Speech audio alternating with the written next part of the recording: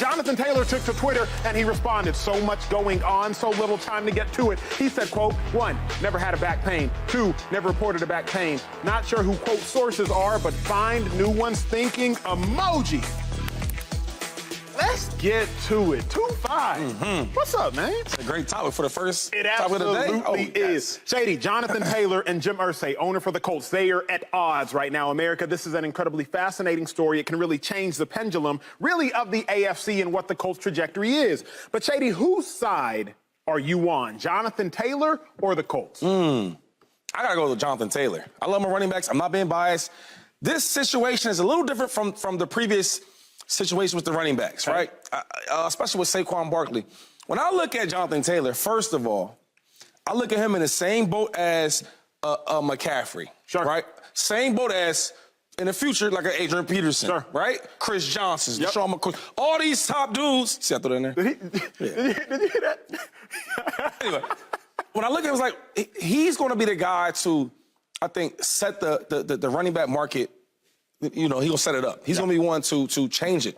Where when I say that, okay, I can be honest and say that the whole market, as far as the running backs, that won't change. But the top tier guys, the 1, the 2, the 3, they're going to make their money. And he's that type of guy.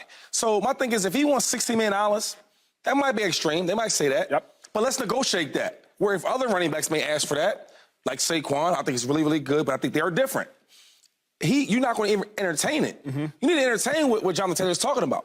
A month ago, I spoke to his agent, and he was talking about how he want to give him a new contract, and it's so tough right now. And he's like, what's the leverage? I'm like, the leverage is, first of all, I'm the best player in your offense. You just drafted a quarterback first round, right? Top 10 quarterback at that. And the best thing for a quarterback is, obviously, defense, but the biggest thing is a good running game. Come on now. And not only a regular running game, this is one of the top running backs in the league. Absolutely. Right? So my thing is, let's make this thing right. I get it. All these other teams with the running backs, they're not making it right. There's only a certain few running backs that are getting paid their true worth. He's one of them. So when the owner says, listen, I'm not trading him. You know, if you don't get a contract, the player always says, I want to trade. That's how it works. I'm not trading him. That's what the owner said. Well, what you going to do? If you want me to be part of this team for the future, we got to make some type of agreement, meet in the middle. So I truly agree with Jonathan Taylor, what he's saying, his agent wants to do. He should be paid a certain amount of money that he's well-deserved because he's a hell of a player. Joy, I am on the side of common sense. And I do not like when, not what Jonathan Taylor's doing. I love what Jonathan Taylor's doing. I don't like the when of it all. I don't like the timing of it at all. If Jonathan Taylor was going to do something like this, it would need to occur after a season that was as statistically great as his second year. His second year, he led the league in scrimmage touchdowns. He led the league, I believe, in scrimmage yards, had over 2,000 scrimmage yards. Yes, he did. The dude was an absolute icon, an absolute beast.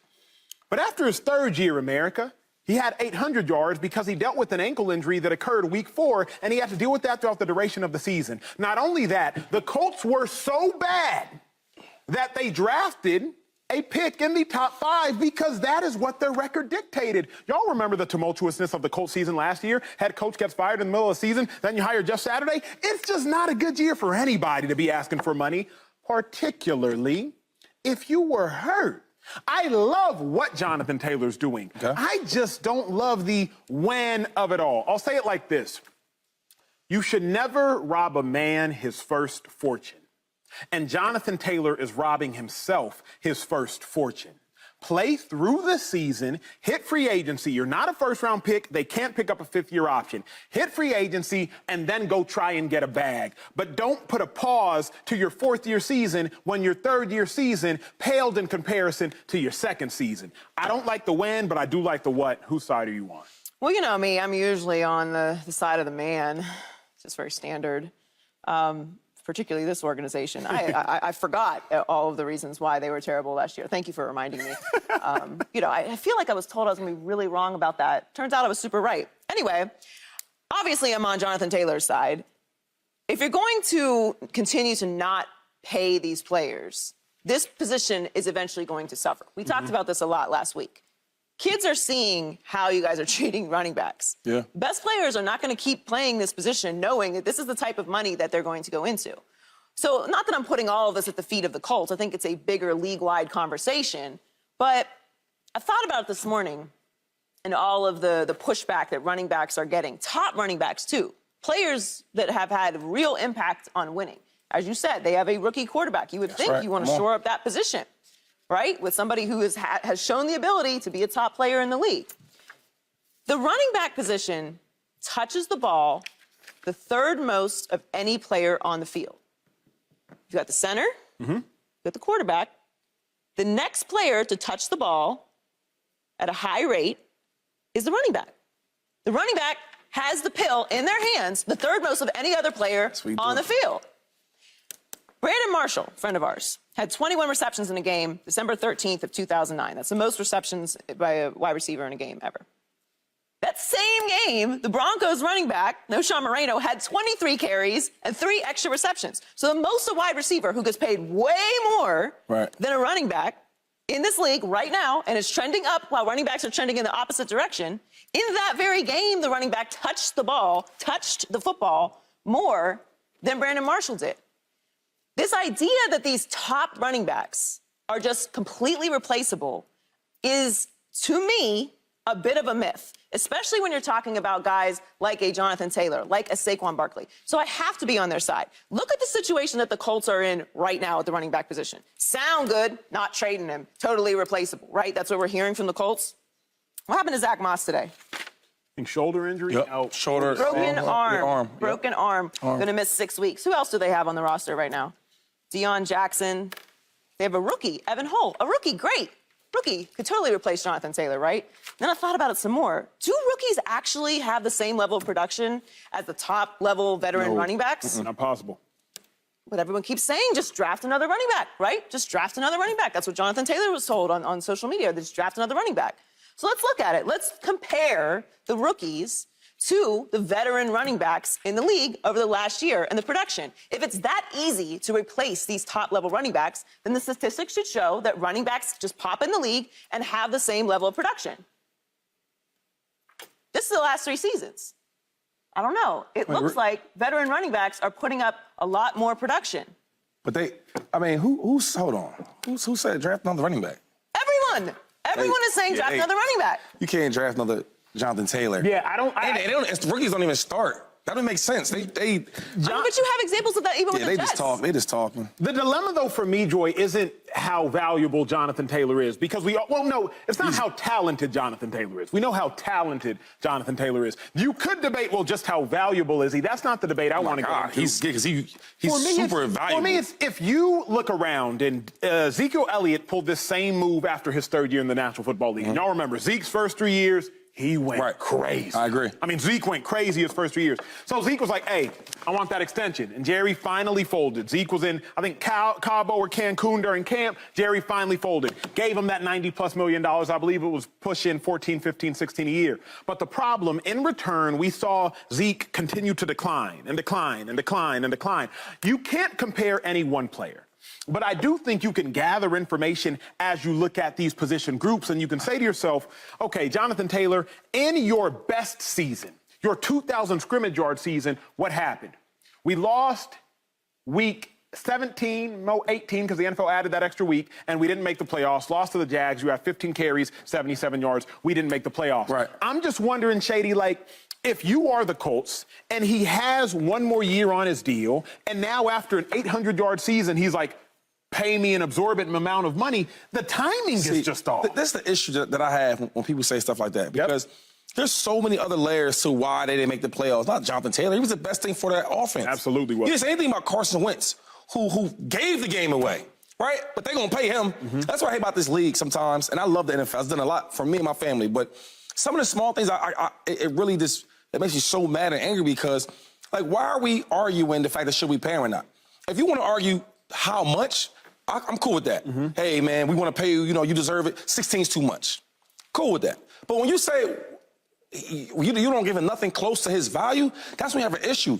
Jonathan Taylor is the type of running back that you just can't find in any draft. Facts, can't just, at all. Joe, you just said that about the rookies. You can't just find it anywhere. Of course not. Right? And I think that, there's so many other players that get paid, right? And they don't win, but they still get their money. When you look at him as a player, being there, you don't want to go into your 4th year without a deal. Sure. Right? That's a lesser contract. Sure. Anything can happen. I did that.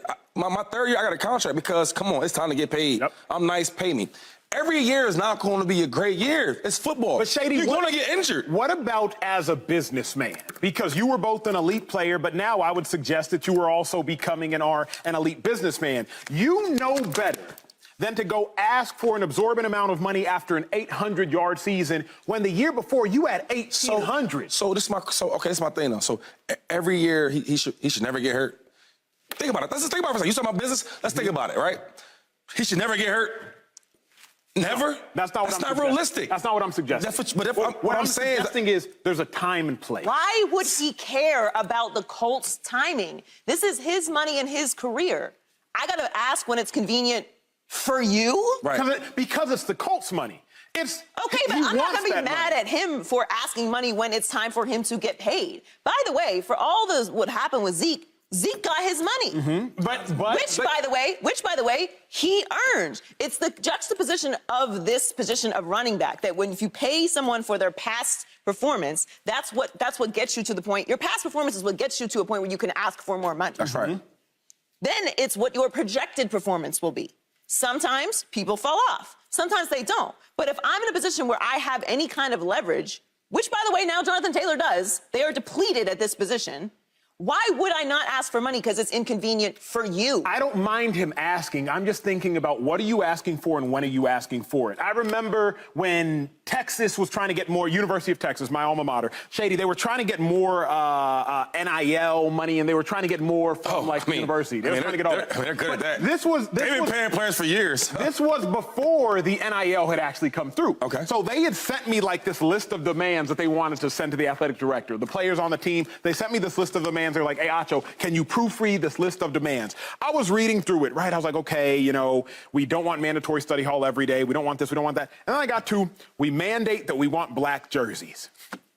I was like, come on, y'all. I can't take y'all seriously. There are some things that you can demand, and there's sometimes to make certain asks, but sometimes the asks that you are making, it just don't even sound right.